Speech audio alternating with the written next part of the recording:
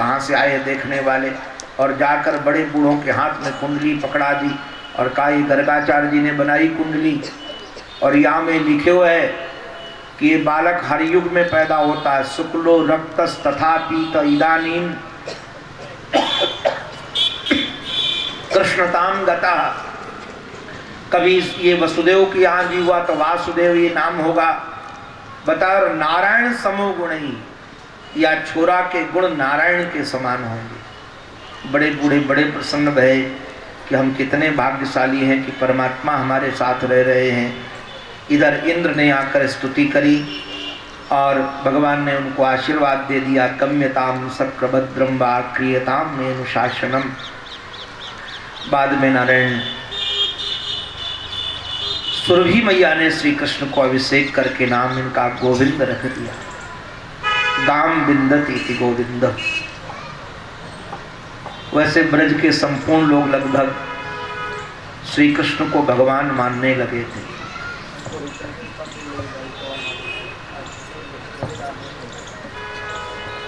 नारायण नारायण नारायण।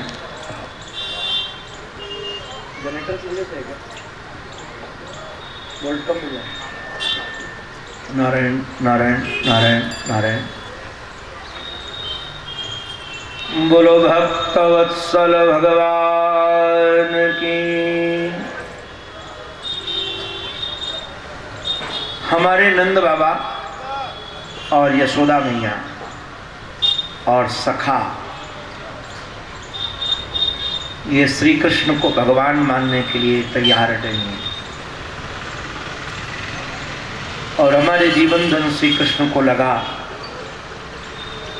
कि यदि ये हमको भगवान नहीं मानेंगे और मैं यदि रास करूंगा तो निश्चित रूप से इनकी दोष दृष्टि हमारे पर बनेगी, और यदि इनके चित्त में मेरे स्वरूप का बोध होगा तो किसी के चित्त में दोष का भाव नहीं जगेगा। यह उद्देश्य था। तो हमारे बाबा एकादशी का व्रत करते थे, किंतु भैया ध्यान रखना एकादशी करनी कैसी चाहिए।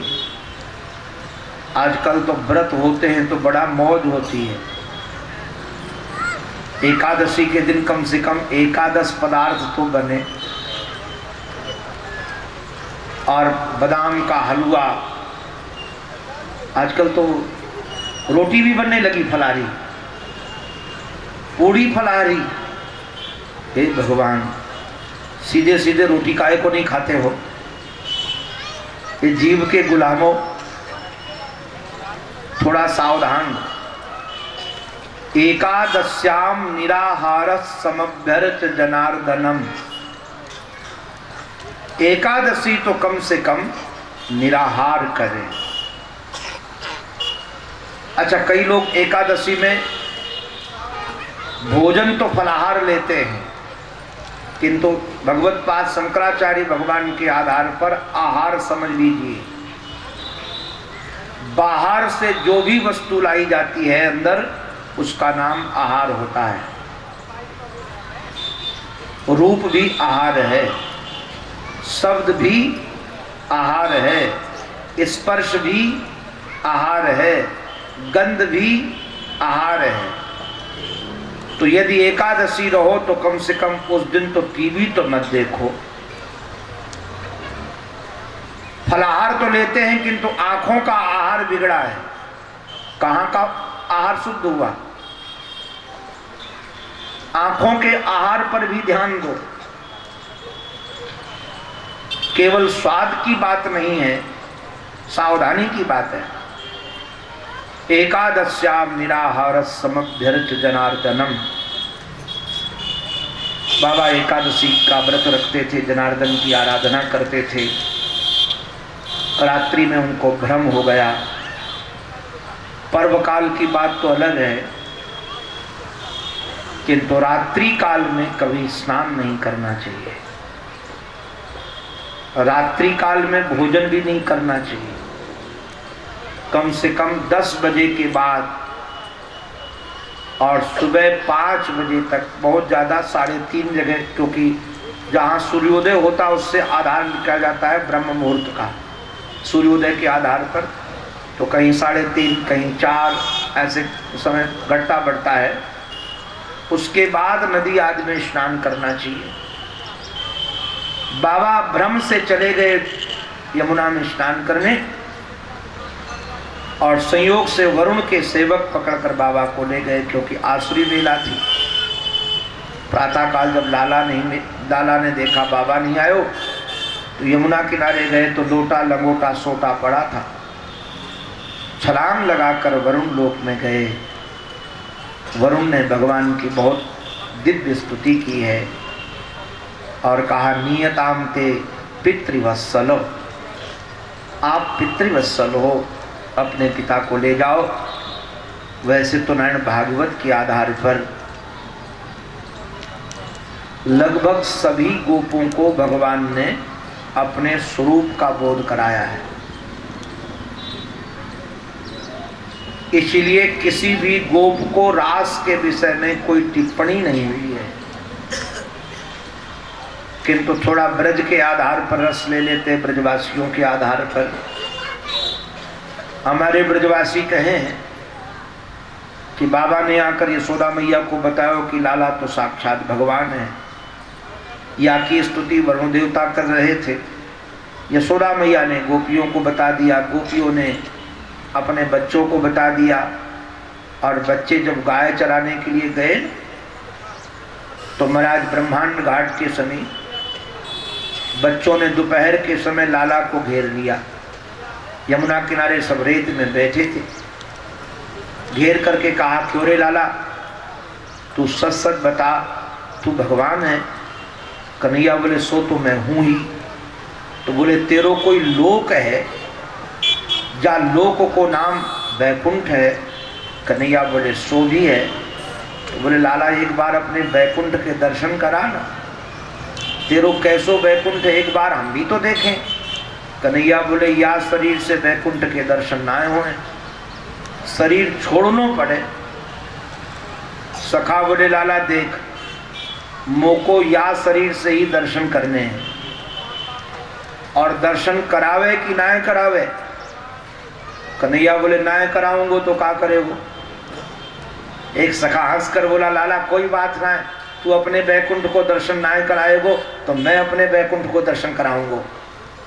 अच्छा, तेरो भी कोई बैकुंठ है? बोले, हाँ हाँ, कहाँ है? सखाओं ने कहा, लाला पटक पटक के मारूंगो तो रेत में बैकुंठ दिखेगो। अब दिखावे कि ना दिखावे? देखो भाई, खेलन में को काको गुसैया, हरिहारे जीते श्री दामा, बरवस करत रिसैया, खेलन में को काको गुसैया। यहाँ सखा है, सब सखाओं के जैसे वार्ता है। कन्हैया ने कहा कि अच्छा, तुम लोगों का मन है तो चलो बैकुंठ के दर्शन कराता हूँ, आंख बंद करो। आंख बंद किया तो सब बैकुंठ पहुंच गए। अच्छा, कभी ध्यान देना, कोई अच्छा स्थान आप देखो या कहीं आपको रस आनंद ज़्यादा मिल रहा हो तो आप जिससे प्रेम करते हो उसकी याद करते हो कि नहीं? अरे वो भी होते तो यहाँ आनंद लेते। तो सखाओं को बहुत आनंद आ रहा था, बड़े आनंद में थे। तो उन्हें लाला से कहेंगे कि यहाँ गैया मैया लेकर चराने आए तो यहाँ तो घास खूब है, बढ़िया घास के गलीचे बिछे थे। तो कहा, लाला कहाँ है? तो देखा लाला थे ही नहीं वहाँ। अब तुम्हारा दिव्य बैकुंठ सब घूम घूम कर देख रहे हो, लाला का बैकुंठ है तो बहुत अच्छा, लाला कहाँ, लाला कहाँ? तो देखा एक महाराज बगीचा था, उस बगीचे के मध्य में एक भवन, सब सखा गए, सीढ़ियाँ चढ़ कर गए तो भगवान महाराज 7 दरवाजों के अंदर एक दिव्य सिंहासन पर बैठे थे। कोई 4 मुख वाला, कोई 5 मुख वाला, कोई 2 मुख वाले, सब स्तुति गा रहे थे। सखा अंदर जाने लगे तो पहरेदारों ने रोक दिया, बोले बाहर चलो बाहर। तो मधुमंगल बोला, तेरे बाप को घर है जो बाहर चलो, ये मेरे लाला को बैकुंठ है लाला। तो पहरेदार ने कहा, तुम्हारा लाला कौन है? तो देखा कि बोले वो जो अंदर बैठा है। पहरेदार बोले लाला ना है वो तो लोकादि लोकपति बैकुंठाधिपति श्री कृष्ण चंद्र जी महाराज सखा बोले भैया एक बार फिर बोलियो नाम का है वाको। बोले लोकादि लोकपति वैकुंठाधिपति श्री कृष्ण चंद्र जी महाराज। सखा बोले इतनो लंबो नाम तो मेरे बाप ने भी आज तक ना लियो। एक हमारे साथ विद्यार्थी पढ़ता था, पाठक था, धीरज पाठक नाम था। तो बाद में पता नहीं कि जितने लोगों के दिमाग खिसक जाते हैं वो फिर उनकी वार्ता अलग ही होती है। वो तो कहेंगे कि सरकार में 4 अक्षर हैं और सरकार मैं हूँ।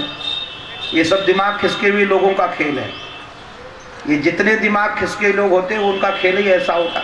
उसका दिमाग खिसक गया तो कहता था मेरा नाम धीर धुरंधर धरणीधर उर्फ धीरेन्द्र कुमार पाठक।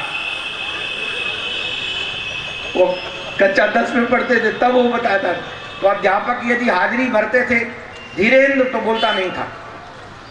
तो एक दिन कहा कि तुम 1 महीने से गैर हाजिर हो।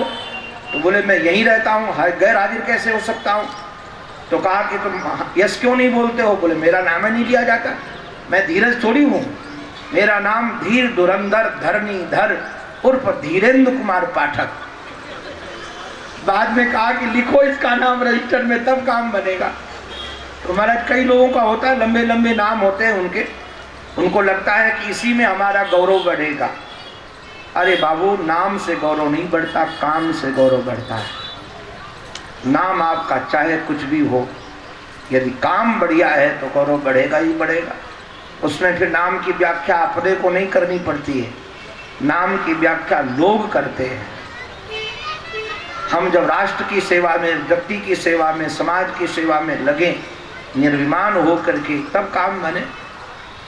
तो हाँ महाराज कह दिया, कहा कि इतनो लंबो नाम तो मेरे से बाप से भी ना लियो जाएगो। तो पहरेदारों ने निकाल दिया। तो सब सखा आकर के बगीचे में खड़े होकर भैया बोले एक बात कहूँ, इससे तो 1000 गुना अच्छा मेरो वृंदावन है।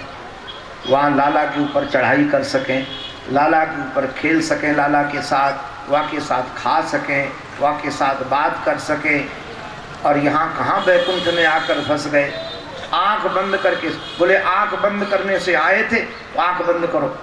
आंख बंद करके सब चिल्लाए, और जो चिल्लाए लाला, तो आंख खुली तो सब रेत पर खड़े थे। लाला मुस्करा रहे थे। कन्हैया ने कहा कि मेरो बैकुंठ कैसो लगो। सखा बोले 2 कौड़ी को। और देख लाला, आज के बाद या बैकुंठ वैकुंठ जाने वाले की चर्चा तो मुझसे करियो मती। इसलिए हमारे रसखान आदि सब कवि यही कहते, पाहन हो तो यही ब्रज को। ब्रजवासी कभी ब्रज छोड़कर काऊ बैकुंठ वैकुंठ की चर्चा न करें। वहाँ तो मुक्ति नौन सी खारी लागे।